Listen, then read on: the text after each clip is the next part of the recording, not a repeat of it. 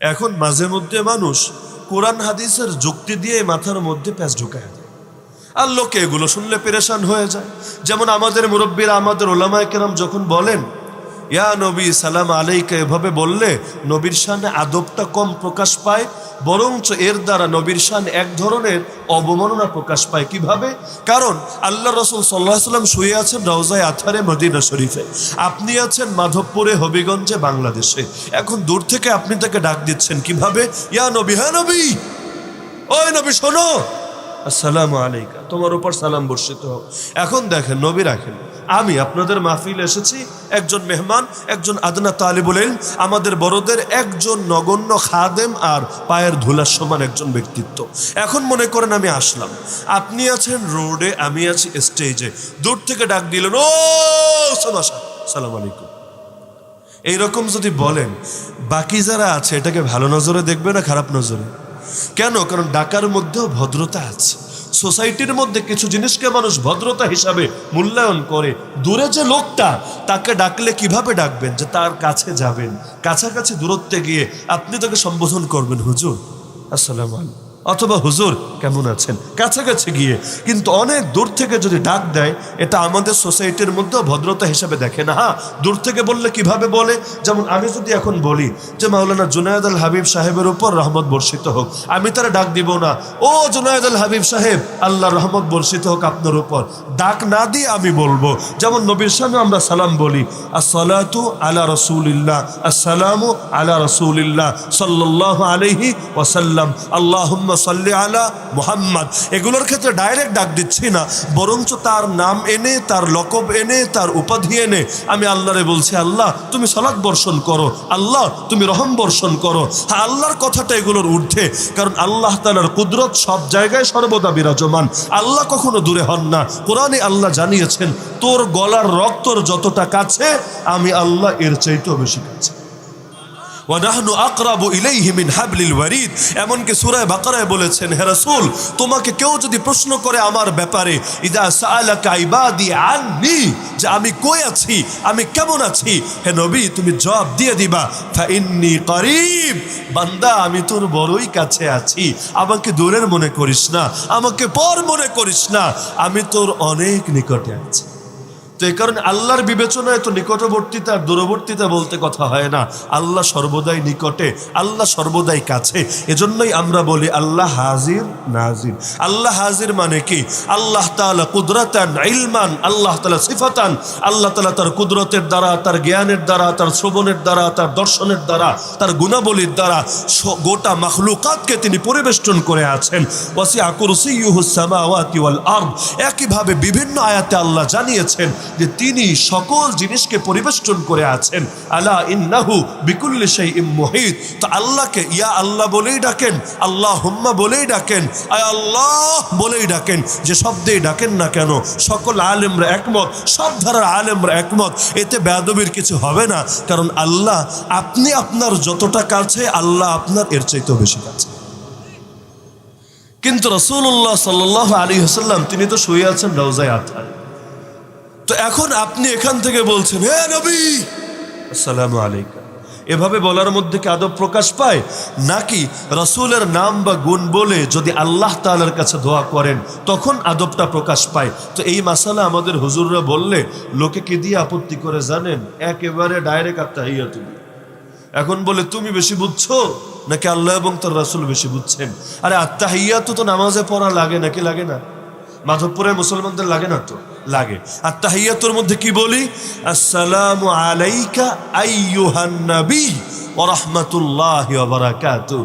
হে নবী আপনার উপর সালাম বর্ষিত হোক, হে নবী আপনার উপর আল্লাহর রহমত, আল্লাহর বরকত বর্ষিত হোক। এখন লোকে বলে, দেখেছো হুজুর ডাইরেক্ট আত্তাহিয়াতু দিয়ে দলিল দিয়ে দিয়েছে। এখন কওমি হুজুরদের, ওহাবি হুজুরদের কি হবে? তাদের সব কথা, সব যুক্তি তো গেল হেরে। বলে নাকি বলে না? বলে নাকি বলে না? এখন কোরআনের দলিল দেখলে অনেকে মহা খুশি, বেশ কোরআনে পাওয়া গেছে, হাদিসে পাওয়া গেছে, পাওয়া তো গেছে, কিন্তু যেই অর্থে ব্যবহার করেছে অর্থটাও কি ঠিক আছে নাকি অপপ্রয়োগ করেছে এটাও তো দেখতে হবে। যেমন কোরআন দিয়ে অনেকে কিয়ামের দলিল দেয়, আমি নিজের কেন শুনেছি। কি দলিল জানেননি? কিয়াম বুঝেন আপনারা? কি বুঝেন না? কিয়াম মানে কি? হ্যাঁ, কিয়ামে শাব্দিক অর্থ দাঁড়ানো, নামাজের মধ্যে দাঁড়ানো ফরজ না সুন্নত? ফরজ না? ইচ্ছাকৃত কেউ যদি ওজোর ছাড়া না দাঁড়ায় নামাজ হবে নাকি হবে না? হবে না। ওই অনেক চেয়ারম্যান আছে, চেয়ারম্যান মানে মেম্বার চেয়ারম্যান না, ওই হুদাই চেয়ারে বসে থাকে। এদের এমন কোন ওজোর নাই যে ওজোরের কারণে দাঁড়াতে পারে না, বরঞ্চ সারাদিন খাড়ায় থাকে। কিন্তু মসজিদে আসলে আর খাড়ায় না, পুরো নামাজটাই বয়ে বয়ে পড়ে। যদি জিজ্ঞেস করেন, চাচা দাদা আপনার সমস্যা কোথায়, আপনি চেয়ারে বসে কেন নামাজ পড়ছেন, জবাব দিবে, ভাতিজা আমি সেজদা দিতে পারি না, সেজদা দিতে কষ্ট হয়, আমার হাঁটুতে ব্যথা, আমার কোমরে ব্যথা। আপনি যদি বলেন ভালো কথা, আরে সেজদা আলাদা ফরজ, রুকু আলাদা ফরজ, আর কিয়াম আলাদা ফরজ। তো যেখানে আপনার সমস্যা সেখানে না ছাড় পাবেন। ব্যথা মাথায় হলে ওষুধ কি পায়ের তলায় দিবেন? সমস্যা যেখানে সমাধানও সেখানে, আর ওজোর যেখানে ছাড়ও সেখানে। তো আপনার যদি সেজদা দিতে কষ্ট হয়, ঠিক আছে, মাটিতে আপনার কষ্ট করে সেজদা দেওয়া লাগবে না, আপনি ইশারায় সেজদা দেন, আল্লাহ তাআলা কবুল করবেন। কিন্তু দাঁড়াতে তো কোনো কষ্ট নাই আপনার, তাহলে হুদাই কেন পুরা টাইম বসে থাকবেন? তাহলে কি করতে হবে? চেয়ারে বসা সর্বদা হারাম না জায়েজ আমি এই ফতোয়া দিচ্ছে না, কিন্তু আমি এটা বলছি যে দাঁড়াতে পারে তারে নামাজ যতক্ষণ দাঁড়িয়ে পারে সেই অংশ দাঁড়িয়েই পড়তে হবে। তার সেজদা দিতে সমস্যা হলে সেজদার জায়গায় ছাড় পাবে। আরেকজনের এমন হতে পারে সেজদা আবার মাটিতে বসে ঠিকই দিতে পারে, তবে কোমর সোজা করে দাঁড়াতে পারে না, তো তারে সেজদা মাটিতেই দিতে হবে, শুধু দাঁড়ানোর লাইনে ছাড় পাবে। এক কথায় সমস্যা যতটুকু, ছাড়ও ঠিক ততটুকু।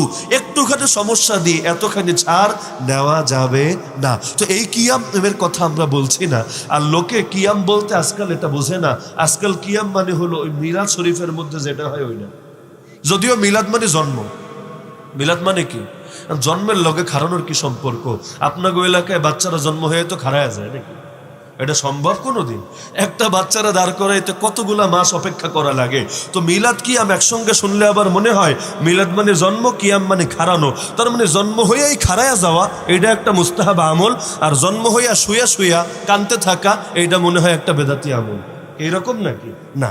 এখন মিলাদ বলতে রাসূলের জন্ম বোঝে না, মিলাদ বলতে জন্ম নিয়ে আলোচনাও বোঝে না, বরঞ্চ মিলাদ মানে হইল জিলাপি নিয়া, তবরক নিয়া, হালুয়া নিয়া এক কোনায় গাট্টিডে রাইখা কয়েকজন একসাথে বৈশা কিছু দোয়া দুরুদ পইরা দুরুদ শরীফ পড়ার সময় খাড়ায়া যাওয়া, এটারই তো বলে মিলাদ কিয়াম। এখন সেখানে জন্ম নিয়ে আলোচনা থাকলেও মিলাদ কিয়াম, জন্ম নিয়ে আলোচনা না থাকলেও মিলাদ কিয়াম। এটা আপনাকে দেশে চলে নাকি চলে না? কম চলে না বেশি চলে? তো যাই হোক, চলে। তো এখন যে প্রসঙ্গে আমি কথাটা টানলাম, এবার কোরআন দিয়ে দলিল দেয়, বুঝছেন ভাই? কোরআন দিয়ে যদি দলিল দেওয়া যায় এবং কোরআনের দ্বারা অকাট্যভাবে প্রমাণিত হয়, যে মোল্লা এটা অস্বীকার করবে ও ডাইরেক্ট কাফের হয়ে যাবে। তার মানে জিনিসটা কিন্তু হালকা না, বিশাল ভারী বিষয়। তো এখন কোরআন দিয়ে দলিল দিয়েছে কিভাবে জানেন? মজার দলিল, আয়াতটা সবাই জানেন, ইন্নাল্লাহা ওয়া মালাইকাতাহু ইউসাল্লুনা আলান নবী ইয়া আইয়ুহাল্লাযীনা আমানু সাল্লু আলাইহি ওয়া সাল্লিমু তাসলিমা। শোনেন না? এটা সবাই শুনছে। কিছু কিছু দোয়া আমাদের মানুষ বলতে পারুক বা না পারুক সবাই বোঝে আলহামদুলিল্লাহ। যেমন আরবি খুতবা, কেউ বুঝেন না আপনার? আরবি খুতবায় যদি ইমাম সাহেব আপনা করে ধুইয়া দেয় তাও বুঝবেন। বাংলা খুতবায় যেই কথা বললে চাকরি খাইয়া দিবেন, আরবি খুতবায় এর চাইতে ভয়ঙ্কর কথা যদি বলে, যে বাংলা খুতবায় খালি সার্ফ এক্সেল দিয়ে ধুয়ে দিয়েছিল, আরবি খুতবায় ব্লিচিং পাউডার দিয়ে নেতাদেরকে ধুয়ে দিয়েছে, এমনও যদি হয়, চাকরি তো যাবেই না, উল্টা বেতন বাড়বে। যে মাশাআল্লাহ, সেই রকম একটা হুজুর পাইছি আমরা, খুতবার বইও দেখা লাগে না, একেবারে অনর্গল সাবলীল আরবি বলতেই থাকে। তো সেই হুজুরের ডিমান্ড বাড়বে না কমবে? আর নিঃসন্দেহে বাড়বে। যদিও প্রতিটা কথা বলেছে, তাই এই নেতাদের বিরুদ্ধে এটা টের পাবে না কেউ, কারণ আরবি তো আরবি, আরবিতে বললেই সবাই মনে করে ভালোই তো বলেছে, খারাপ কি আর বলতে পারে? কিন্তু এই খুতবার মধ্যেও ফাযকুরুনি আযকুরকুম ওয়াশকুরুলি ওয়ালা তাকফুরুন, এইটা বলতে দেরি হয়, পাবলিকের খাড়ায় যেতে দেরি হয়। বলে লাগে না ভাই ওঠেন, কাতার সোজা করেন, একটু পরে ইকামত হবে, সবাই লাইনের মধ্যে ফাঁকা জায়গা না রাখা চক সোজা করেন, এত ব্যাখ্যা দেওয়া লাগে না। ফাযকুরুনি বলতে দেরি। যেই লোকটা বসে বসে মুরগির মতো ঝিমাচ্ছিল, অনেকে ঝিমায় না খুতবার সময়, ব্রয়লার মুরগির মতো ঝিমাচ্ছিল, সেও খালি ফাযকুরুনি শুনলেই হলো, সঙ্গে সঙ্গে চমকে উঠে লাফ দিয়ে দাঁড়িয়ে যাবে, আর বসে থাকার সময় নাই, এখন আমাকে দাঁড়াতে হবেই হবে। তো মানুষ কিছু দোয়া মোটামুটি বোঝে না, বোঝে। তো ইয়া আইয়ুহাল্লাযীনা আমানু সাল্লু আলাইহি ওয়া সাল্লিমু তাসলিমা, এইটাও মোটামুটি আমাদের দেশের লোকে জানে। হয়তো কেউ আয়াত হিসাবে জানে, আর কেউ মনে করে মিলাদের দোয়া হিসাবে জানে, লেকিন এটার লগে সবাই কম বেশি পরিচিত। এখন বক্তা দলিল দিচ্ছে এটা দিয়ে। কি দলিল? আল্লাহ বলেছেন ইয়া আইয়ুহাল্লাযীনা আমানু, হে ঈমানদাররা, সাল্লু আলাইহি, দুরূদ পড়ো নবীর শানে, ওয়াসাল্লিমু, এবং সালাম দাও নবীর শানে। আল্লাহ চাইলে এতটুকু বলেই থামতে পারতেন, কিন্তু এখানে না থেমে আরেকটু বাড়িয়ে বললেন তাসলিমা। এখন তাসলিমা কেন বললেন? এখন মানুষ কেমনে বলবে কেন বললেন? এখন তিনি নিজেই বলছেন তাসলিমা লেখে কেমনে জানেননি আপনারা? আরে মানুষ কেমনে জানবে আরবিতে কোন অক্ষর কেমনে লেখে? এখন নিজেই বুঝিয়ে দিচ্ছে। তাসলিমা লিখতে মিমের পরে একটা আলিফ লাগে। কি লাগে? মাদ্রাসার ছাত্ররা কি জানেন না? তাসলিমা মিমের পরে কি লাগে? একটা আলিফ লাগে। এবার বক্তা প্রশ্ন করলো, আপনারা বলেন তো আলিফ কি খাড়ায়া থাকে না বয়া থাকে? এখন আলিফের নামই তো খাড়া আলিফ, নাকি ছোয়া আলিফ, বসা আলিফ? আলিফের নাম কি? আরে নাম কি? খাড়া আলিফ। তো এখন দলিল দিচ্ছে কোরআন থেকে। আরে আল্লাহ এই আলিফ দিয়া কেন আয়াতটা বললেন? তার মানে আল্লাহ বুঝিয়ে দিয়েছেন আরে সালাত আর সালাম পেশ করতে হবে, দুরূদ সালাম পড়তে হবে আলিফের মতো সোজা হয়ে খাড়ি। যদি আলিফের মতো সোজা হয়ে না খাড়া পড়েন, কোরআনের আয়াতের উপর আমল হবে না। নাউযুবিল্লাহি মিন যালিক। পাবলিককে বলেছে জানেন? ঠিক সুবহানাল্লাহ। আমাদের বাংলাদেশের পাবলিক মাশাআল্লাহ, যে যা বলুক সবই ঠিক। যদি এমন হয় যে এক মাহফিলে দুই বক্তা দুই জগতের বয়ান করছে, একজন যা বললো পরেরজন ঠিক তার উল্টাটা বললো, দেখবেন আগের জনের বেলাও ঠিক ঠিক ঠিক, পরের জনের বেলাও ঠিক ঠিক ঠিক। জীবনে আমি বলতে শুনি নাই বেঠিক বেঠিক বেঠিক, কি শুনেন আপনারা?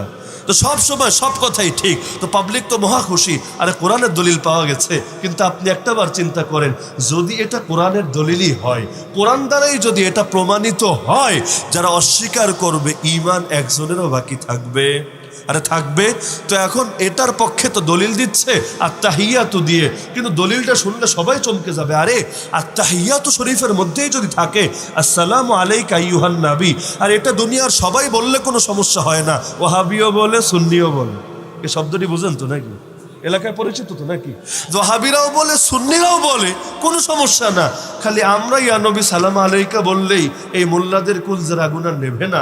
এখন কারটা মানবেন? এই কওমি ওয়াহাবিদেরটা মানবেন নাকি আত্তাহিয়াতুরটা মানবেন? লোকে তো এমনি পেরেশান হয়ে যায়, হ্যাঁ আল্লাহ কই জামু, মাইনকা চিপায় তো পড়ে গেছি, তাহলে আত্তাহিয়াতুরটাই মান। কিন্তু একটাবার চিন্তা করেন, দলিল তো ভাই দিলেই হয় না, দলিলটা কষ্টি পাথরে মাপতে হয়। স্বর্ণের দোকানে স্বর্ণ বেচতে যদি যান, খালি চিকচিক করতে দেখলেই এটা স্বর্ণের দোকানদার কিনবে না, বরঞ্চ কষ্টি পাথরে মেপে মেপে দেখবে আসলে খাঁটি সোনা নাকি ভেজাল সোনা, সিটি গোল্ড নাকি খাঁটি গোল্ড, এটা যাচাই করবে নাকি করবে না?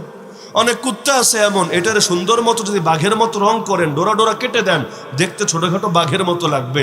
আর কিছু বিলাই তো আছে মাশাআল্লাহ, সে বিলাইটার চেহারাটা এমন, কাছ থেকে জুম করে যদি আপনি একটা ফটো নিতে পারেন পুরাই বাঘ মনে হবে। আছে নাকি নাই? আছে নাকি নাই? কিন্তু যতই বাঘ মনে হোক, যতক্ষণ মুখ বন্ধ থাকবে ততক্ষণই বাঘ মনে হবে। যেই মাত্র মুখটা খুলবে তখন বাঘের মতো গর্জন তো আর দিতে পারবে না, আস্তে করে ম্যাও করে উঠবে। ম্যাও করলেই লোকে বুঝবে আরে এইটা তো আসলে রয়্যাল টাইগার না, এটা হলো ম্যাও টাইগার। তো এখন দলিলের হালতগুলো এমন, কিছু দলিল দূর থেকে বাঘের মতো মনে হয়, চিকচিক করতে থাকা সোনার মতো মনে হয়, কিন্তু একটু ঘষা দিলে দেখা যায় পুরাই তো 2 নাম্বার। এই দলিল তো মার্কেটে টেকারি কথা।